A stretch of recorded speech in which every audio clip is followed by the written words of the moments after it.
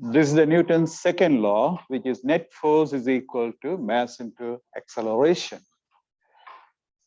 So we can make it into two equations. In two-dimensional motion, where you have forces in a plane, all the forces are restricted to plane, but not in one line. Then we can have them as two equations, one along the x direction and one along the y direction. So let's do this question, applying Newton's second law. A 60 kilogram skier is coming down a hill that has an incline of 35 degrees. If the force of friction between the ski and the snow is 6 Newton, how fast does the velocity change per second? Do you understand what he's asking for here? How fast the velocity change per second mean? He's asking indirectly what? Acceleration. So you could have just said find the acceleration, okay? So, but instead of saying that, he is saying how fast the velocity change per second. So you can make the question find the acceleration. Okay? Instead of saying that, what is find A? That's what he's asking in so many words. So the forces are given, and you ask to find the acceleration. So you can see it's a question on Newton's second law. So there's a picture here for us. The skier is going down the incline. First thing to do is to draw the free body diagram, meaning show all the forces with direction and label them as well. So we denote this guy skier by a dot. You can do it here itself, but okay, let's do it properly. So this is the skier. We reduce it to a point and then show all the forces acting on him. So he is interacting, when you say skier, with the sled and everything together, the ski and everything together.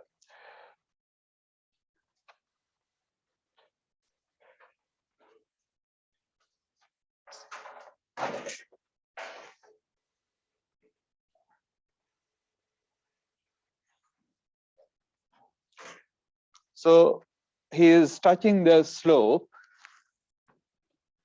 So he will have the surface forces, normal perpendicular force, and friction force, which will be in the opposite direction to the motion. So this is the interaction from the slope. Okay, what else? You cannot escape the gravity, Earth. So we have the weight of the skier. That's it. We only have three forces, but as we do usually, we take the x component and the y component of this, so we can replace this one force by two forces, the x component of W and the y component of W. Now, as always, we have this problem of theta, because we need to resolve this force along x-axis and the y-axis. What the theta that is given to us is the angle of the incline. And with some geometry, you can see that is this angle. And that is the angle with the y-axis, not with the x-axis. Therefore, Wy will be the mg cosine theta. Mg is the W. And Wx will be mg sine theta. Okay, this is one place where some of you have issues, but we've done this before in chapter 3. So I hope by now you're all fine. You understand why it is so. It is not like you memorize, x-axis component is cosine theta and the y component is sine theta.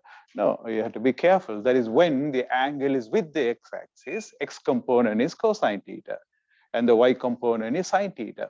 But the angle is with the y-axis, it is the opposite. X component will be cosine theta, because theta is the angle with the x-axis. Right, so we got that figured out. What is the next step to apply the Newton's second law? Then we need to decide on your x and y direction. So here he is putting the x like this because that is the motion direction, and y perpendicular to that. So it's best to choose always. Someone might ask, why not x like this?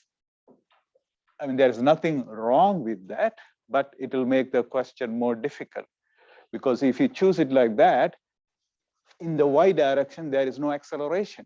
Only in the x direction, there is acceleration. So the y direction equation becomes simple. Whenever you have a zero, that's good, right? So the equation becomes simpler. Okay, let's go to the next step. Okay, well, let me stay here. So let's do it. Sigma in the x direction. Now we don't say zero, we write the full Newton's second law because it's not in equilibrium. Okay, there is acceleration. Acceleration is not zero. Forces in the x direction. Now, since we have reduced everything to either in the x direction or in the y direction, things become easy for us. We just ignore all the forces now. This is gone, right? We don't have any more. This force is replaced by its x component and the y component. So you can see in the x direction, we have the wx, the component of w in the x direction, minus friction, because it's in the negative x direction. These two guys, n and wy, are entirely in the y direction. They have no contribution. So this is equal to mass acceleration. Let me call that acceleration that skier has in that direction as a. The question is to find that acceleration. That's the question. So here I can further put it like that. Mg sine theta minus friction is equal to mass into acceleration. So this is the x side equation. Now let me go back to the question to read what is given to us. Theta is given and the friction force is given. Okay, right. So let me go back. So we know this, we know this, we know the mass. So that's it, we are done with, right? The question is to find A. We don't even have to bother to write the equation in the y direction because we are not going to get anything useful for us. So we just complete this and find the answer. Okay, let me go there. So this is what we get. Oh. Okay, well, he doesn't do anything. Okay, maybe in the next slide. Okay, right, this is the equation and it becomes like this. Then you solve for A. And as I told you before, you don't have to do the algebra. You just put the values. M is, I don't remember what M is, 60 kilogram. So you can put as an equation in your calculator and ask the calculator to solve the equation and give you the unknown. You will put the unknown as x, write it in your calculator. So you will save the time of this algebra. It's not a big algebra, but still, why not save your time? And okay, calculator will less likely to make mistake. So in the algebra process, so we just put it in the calculator and ask the calculator to solve for x and you are done. Right, so we come to third law. Third law is a statement. If we have two objects A and B, if they are interacting with each other, there will be force exerted on A on B, but it will not stop there. B will exert a force on A. It always, that is the Newton's third law. And it's more. He says that force on each other is equal in magnitude and opposite in direction. So for example, suppose this guy apply a force on B and say it is towards it, F of A on B, then B will apply a force on A these two forces, which are acting on two different objects, will be equal in magnitude, opposite in direction. Because this force is to the left and this force is to the right. So opposite in direction. This is what Newton's third law is. And people say it very quickly as action reaction. Okay, that's the, so we can say this is the action reaction pair of these two forces. You can put it nicely this way. Now it's vector equation. See, F on A by B, F on B on A, F on A by B. So it should be by. And the negative sign tells you the directions are opposite. Okay, so we have a concept question based on the Newton's third law. Assume an astronaut is stranded in space far away from his spaceship orbiting the moon because the removable jetpack fails during a spacewalk. How can the astronaut still use the failed jetpack to return to the ship? Okay, let me, I hope there's a picture. Okay, well, let me draw a picture. So this is the astronaut. And he is away from the shuttle, spaceship is here. Now, he cannot go back because you cannot walk on space, right? What they usually do, there's a tether, rope, cable connected to him, so they will pull him back. But let's say it is broken for something, and he has this jetpack. Okay, he has something where he uses it to propel. The jetpack is not working. Jetpack is failed. Jetpack means you put the gas away and you will get a force forward, right? So that is how he moved back to the spaceship. So the jetpack is failing. Can he still use the jetpack to go back to the ship? That's the question. If so, how does he use it? He will throw it. Yeah, because it's a survival. You don't need it now. Okay, because he has to get back to this. So what happens when you throw it? So he has throw in the opposite direction actually. So throw in the opposite direction, he will apply a force on the jetpack. I will throw it. So Newton's third law, jetpack will put a force on his hand in the opposite direction. Okay, if he throws the hand. So when this is thrown this way, the jetpack will push the astronaut in the opposite direction, so he'll be able to get some velocity. The velocity may be very, very small, doesn't matter, okay? Because there is no air resistance, it's space. Even like 0.1 meter per second is good enough. As long as you get the direction correct, he will just slowly move with the, say, 0.1 meter per second, and he will reach the space shuttle, space station, provided it's in the same place, okay? Okay, so this is the application of Newton's third law. Throw the failed jetpack in the direction away from the ship. That's the answer, and you know why. We have a question now, concept question. Newton's third law states that when two objects, A and B, interact, the forces of each on the other, A on B, as an interaction partner, B on A, action reaction, that is equal in magnitude but opposite in direction. Okay, this is a statement that is Newton's third law. Now, the question is, it's a trap question, okay? Do we need some forces that have no interaction partner for an object to accelerate, since each interaction pair adds up to 0 net force? Maybe I have to explain the question. Okay. So we say that the two forces are equal in magnitude but opposite in direction. Okay. So what is the sum of these two forces? 0. Okay. So it's a trap question, okay, because to see how much you grasp it deeply. So does it mean we have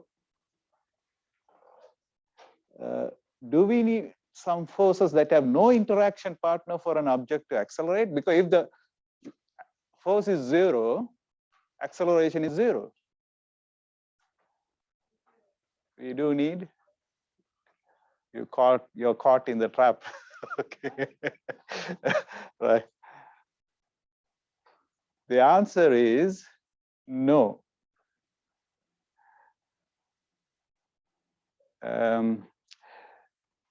Because the two forces are not acting on the same object. So acceleration, when we apply the Newton's law, we say on a one object which has a mass m, the net force on that object is equal to mass of that object multiplied by acceleration. So on that one object, both the forces are not acting, only one of the forces is acting. Okay, so that's the thing here. Okay, all right.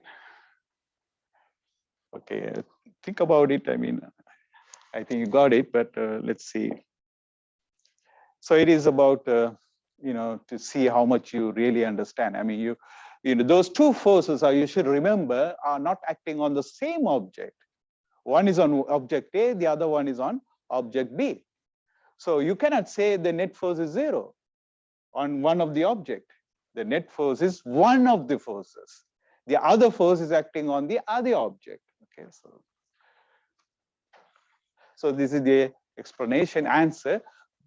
No, the two forces are acting on two different objects, so the net force on each object is not zero anyway.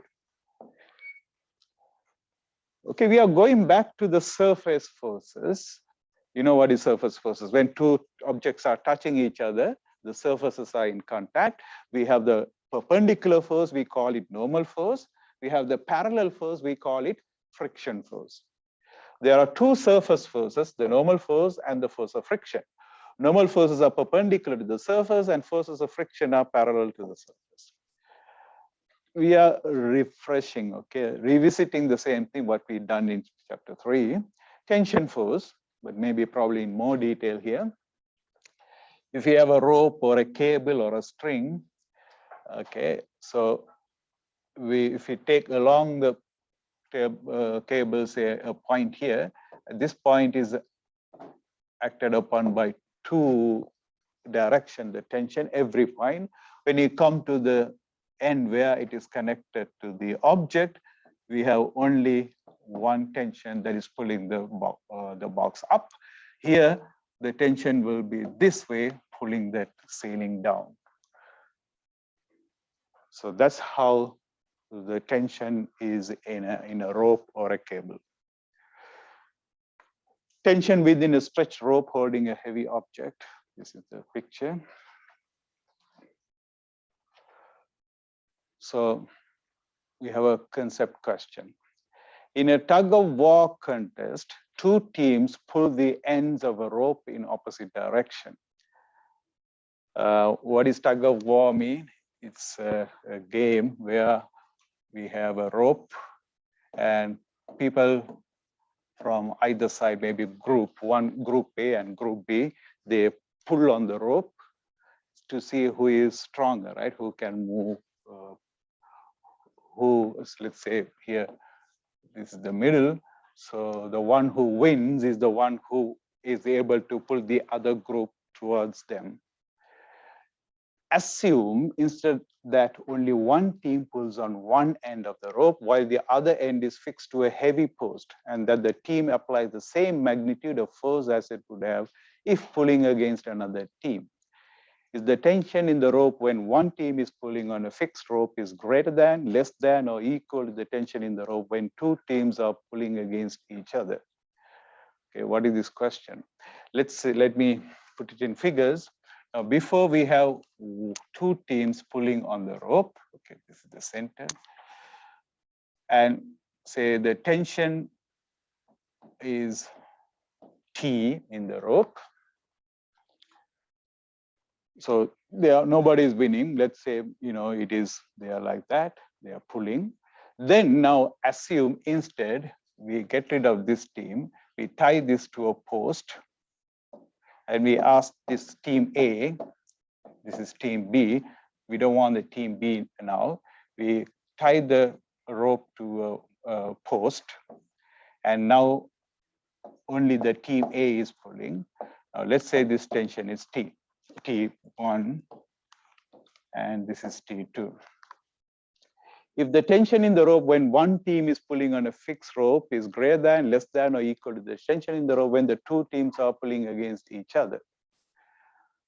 Here he is telling the team apply the same magnitude of force as it would have if pulling against another team. So the tension is the same. He is putting the same tension. Okay, let's not talk about this guy. The team A is putting the same tension, and here the team A is putting the same tension.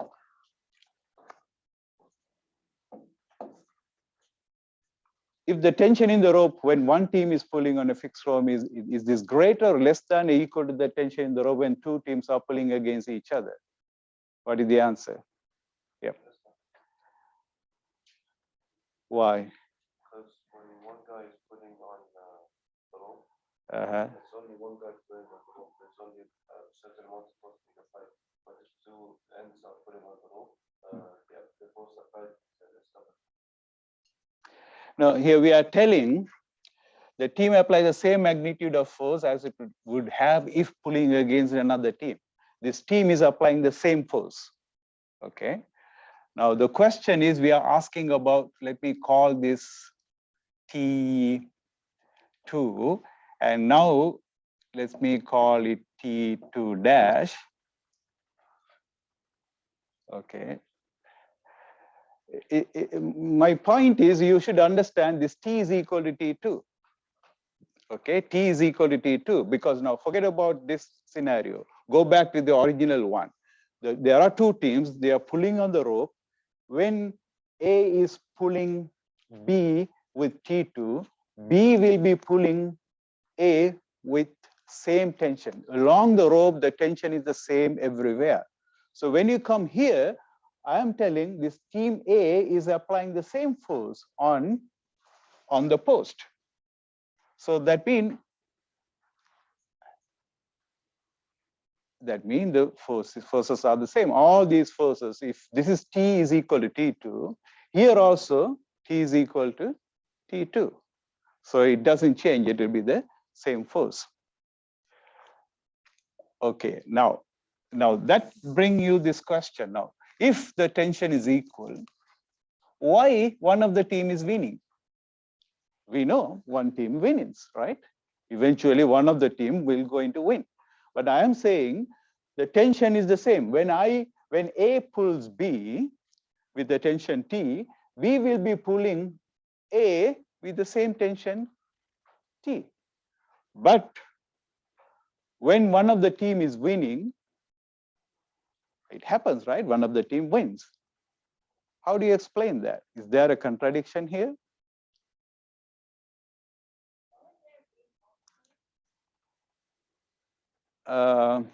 No, there are other forces, yes. This is not the only force. No, it will always, even when one of the team is winning, this tension is equal to that tension. One of the people might get tired. Yeah, doesn't matter. If one of the people get tired also, when one of the team is winning, because one person get tired, the tension is the same everywhere in the rope. So the tension on team B is always equal to tension on team A. No, you are not away from the answer. Okay, the reason is, let me draw the A, team A. You are thinking this is the only force on team A.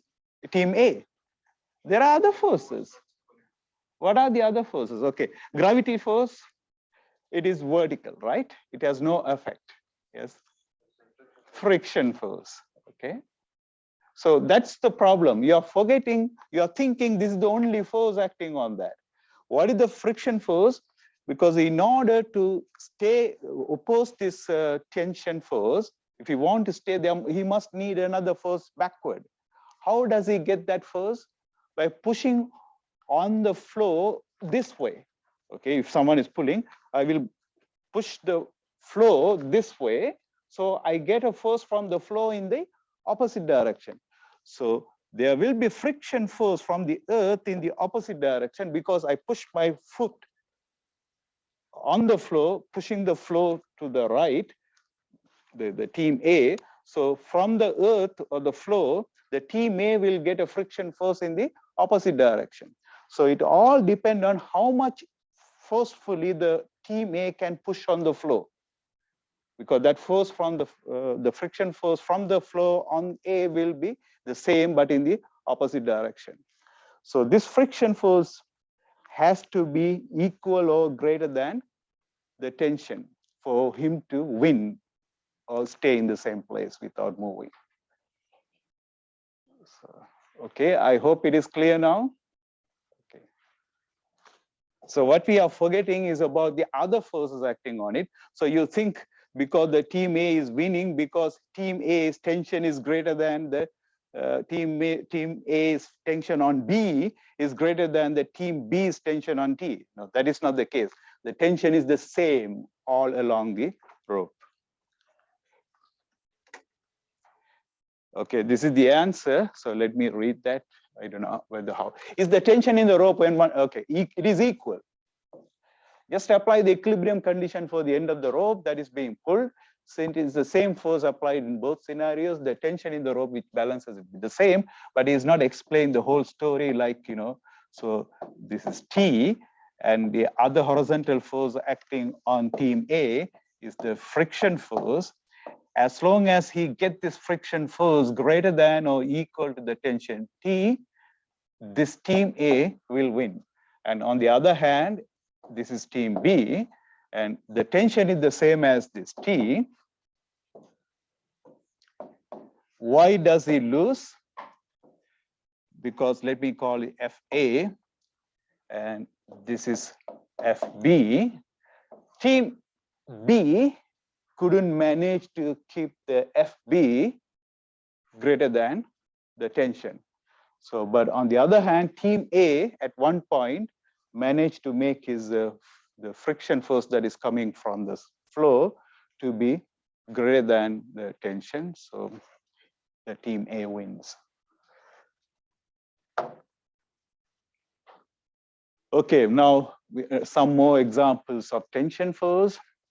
We can use the tension force to lift something up by putting the rope on a pulley, a fixed pulley. So we apply the force down and the object can be pulled up. And we can do the opposite also. We can pull this up and here, this is a movable pulley. This is a fixed pulley. Okay. So here we have the force and the direction of the object is both are in the same direction. So this is to show you the different ways of using the pulley. This is a fixed pulley, that is a movable pulley. Okay, now we have another interesting application of Newton's second law and the third law, apparent weight. Okay, what do you understand by the word apparent weight? Apparent means what appears to be, right? Not the actual weight, what appears to be weight. Suppose you are falling from a height, okay, freely falling.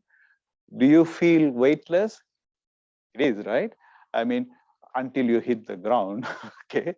But you know, the diving people, the parachute diving, without the parachute, I mean, they fall before they shoot the thing up.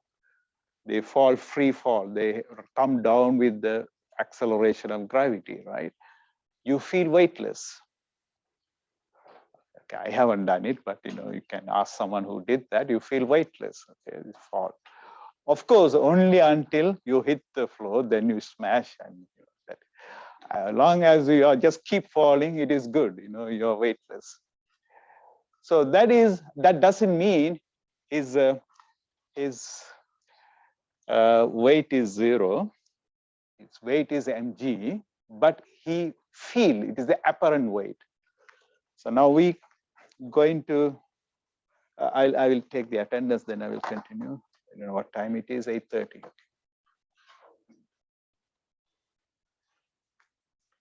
Apparent weight is the weight that is measured by the magnitude of a contact force. The normal force is the one that tells you the apparent weight. That's why when you are falling, you are not in contact with anything. So what you feel as the weight is actually the perpendicular component of the contact force on which you are standing. So now while you are falling, you are not standing on anything, right? So there is normal force is 0. So that's how you feel like your weight is 0. Okay? You're not pressing on anything, so that whatever that you are pressing on is not acting on you to give you the normal force. So you can experiment this, if you take your the balance bathroom scale and you step on it in an elevator that is accelerating, okay, you will see the reading in the bathroom scale is not necessarily your weight. If you are 70 kilogram, it might show sometime less than 70 kilogram, sometime greater than 70 kilogram, sometimes 70 kilogram. So that's because how much you press on the bathroom scale while the elevator is moving can be different. It's like this. Suppose, let's imagine the elevator cable is broken and the elevator is going down with an acceleration of gravity. So the bathroom scale is going down with the same acceleration as you are. Everything is falling with the same acceleration. Are you touching the bathroom scale? No, you are touching, not touching, right? Both of them are falling at the same rate. So the normal force is 0. So you're feeling weightless. So what actually the bathroom scale measures is how much force with which you are pressing on the scale. So that is your weight, apparent weight. So let's do this example question. A student of mass 60 kilograms stand on a scale in an elevator. How much will the scale reading be in newtons if the elevator is accelerating upward with an acceleration of this much? Okay, so we draw the free body diagram to solve the problem. So this is you're standing here, and the first thing to show the forces for this man. The force is there are two forces, the normal force and the gravitational force. Two forces. Is there any friction? Because you should remember again, friction comes into play only when you start to slide, there's some slipping between the surfaces. Okay, here this person is just standing like that. He's not trying to move sideways. So of course the floor is rough, but there is no friction acting on him because there is no relative motion between him or any attempt to slide between the floor and him. Okay, so only we have these two forces. So we'll apply the Newton's second law. Let me choose the y direction up. So it's net force in the y direction is equal to mass multiplied by acceleration in the y direction. This is now not 0, right? Because there is acceleration. The elevator is moving up with an acceleration. Let me write in general, put this.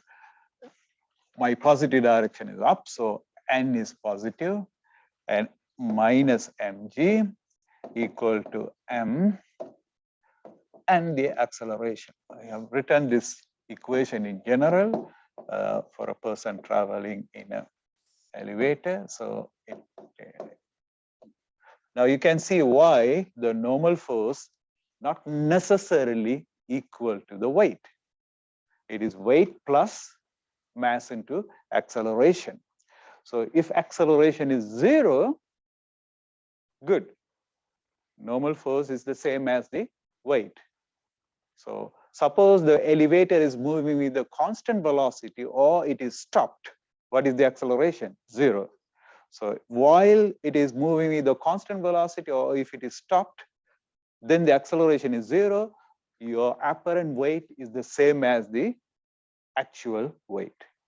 But if the acceleration is positive, your weight will be more than, apparent weight will be, that is n, will be more than your actual. You will feel heavy.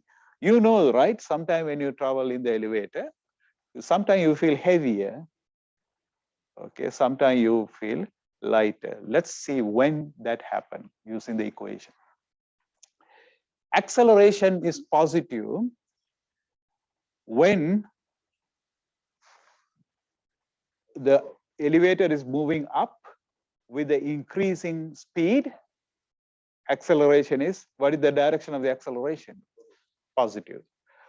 The elevator is moving up with the increasing speed. Acceleration is positive, meaning upward. Okay, upward is positive. So we have taken up direction to be the positive direction. Okay, what about acceleration is moving up with a decreasing speed? What is the direction of acceleration? Downward. Maybe we talked about it before, I think, in kinematics. When something is moving in a certain direction, okay, say in the right side, but with a decreasing speed, the direction of the acceleration is opposite. Decreasing speed means acceleration in the opposite direction to the velocity. Increasing speed means acceleration is in the same direction as the velocity. So please remember that. Now, in this question, the elevator is moving up, right? And has a positive acceleration. That's what it says in the question. Accelerating upward, so it's a positive acceleration. So the person will be having a weight greater than the, he will feel a weight, or n will be greater than the real weight, because here we got a positive value. But actually we have 4 combinations here, or 4 scenarios. Acceleration can be positive when the elevator is moving up with the increasing speed. Can you tell me another case when the acceleration can be positive? Moving down with the decreasing speed. So when you're in elevator and it is going to stop, you're going down and it is going to stop. You have to have a speed slow down, right? Speed will decrease. You will feel heavy, right? Can you remember that? Also, you're stopped, okay, and you're going up. In order to, when the elevator starts, it has to increase the speed, right? To come to the, so when the elevator starts and go up, you will feel heavy.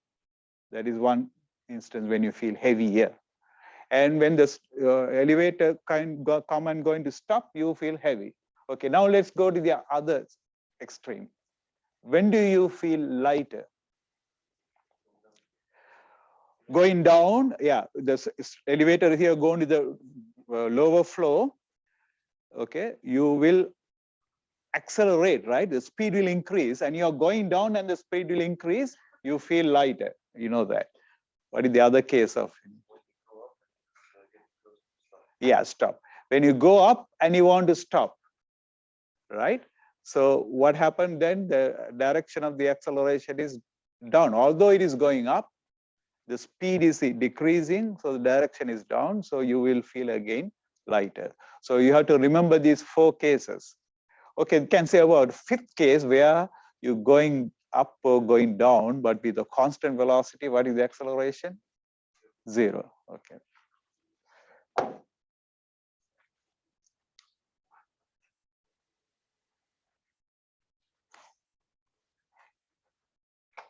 Okay, so this is the question done for that particular example. Now we come to circular motion again. We did this before. Did you do this before? So we mentioned it, okay. But here now the dynamics. We know if something going in a circle with a constant speed, although it is a constant speed, it has an acceleration, because acceleration is the change of velocity, right? So speed is constant, but the direction is changing. It means it has a velocity. That means it has an acceleration. And we talked about this before, and we said that the direction of the acceleration as it going in a circle is toward the, when it is here toward the side. That's why it is called the centripetal acceleration. Now you know Newton's second law says if there is an acceleration, there must be a force in that direction, because net force is equal to mass into acceleration. We cannot have an acceleration without having a force. So the force that is responsible for the centripetal acceleration is called the centripetal force. The centripetal force is the force that is responsible for the centripetal acceleration. A force always acting toward the center of the circle accelerates an object by changing the direction of its velocity without changing the magnitude of its velocity. This force, which is toward the center of the circle, it is responsible for changing the direction of the velocity. It cannot change the magnitude of the velocity. So centripetal force, which is toward the center of the circle, is the reason for changing the direction of the velocity. It cannot change the magnitude of the velocity. So here we have an example. You tie a ball or a rock or something with a string and you swirl like that, say in a vertical circle. So the tension is the force that is causing the rock to go in a circle. Okay, so the tension is the centripetal force here. Okay. And we already know the centripetal acceleration, if I call it AC, is given by the magnitude of the centripetal acceleration is given as like this. V squared is speed squared divided by the radius of the circle. Now we're going to apply the Newton's second law for this centripetal circular motion.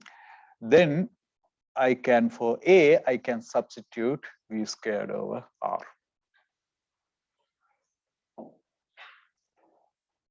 Okay, the key points in this uniform circular motion, the net force causing the uniform circular motion act perpendicular to the path within the plane in which the circular motion occurs. So if the path is like this is a circular path, if this is the, at this moment, it is the velocity direction is like that, the centripetal force will be perpendicular to this path because the acceleration is perpendicular to its path. So we'll do this question and then I will stop. Canadian astronaut Chris Hadfield spent 5 months on an International Space Station orbiting the Earth with the average speed of 7.66 kilometers per second at an altitude of 500 kilometers. If Chris was 68 kilograms, find the force exerted on him by the Earth. So he is here, he is going around the Earth. Okay, this is the astronaut, he is inside the space station. And what is his, what is the force exerted on him by the Earth? Because he cannot go around unless there is a centripetal force. Who is given that centripetal force? The gravitational attraction of the Earth on that space station. So that force is equal to mass. Now we are only looking at the astronaut, not the space station. And his mass is there. Mass of the astronaut multiplied by speed of the astronaut divided by the radius of the circle that he is describing. Now you have to be careful here. This is this from the surface of the, it's altitude. Altitude means from the surface of the Earth to where the astronaut is. So what we need is the radius of the orbit. So we have to add for this 500 kilometer, you have to add the radius of Earth to get the R. So R will be radius of the Earth plus the altitude. Actually, the radius of the Earth is much bigger. I mean, although I draw it, it is wrong. Okay, because that 500 kilometer is nothing compared to 6,000 kilometer of radius of the Earth. Okay, so anyway, so it's a matter of substitution. V is given to us, and you find the answer. It is worked out, I think, here, so you can follow it. I will stop there. Okay, oh, that is the last slide. Right, thank you. You're welcome.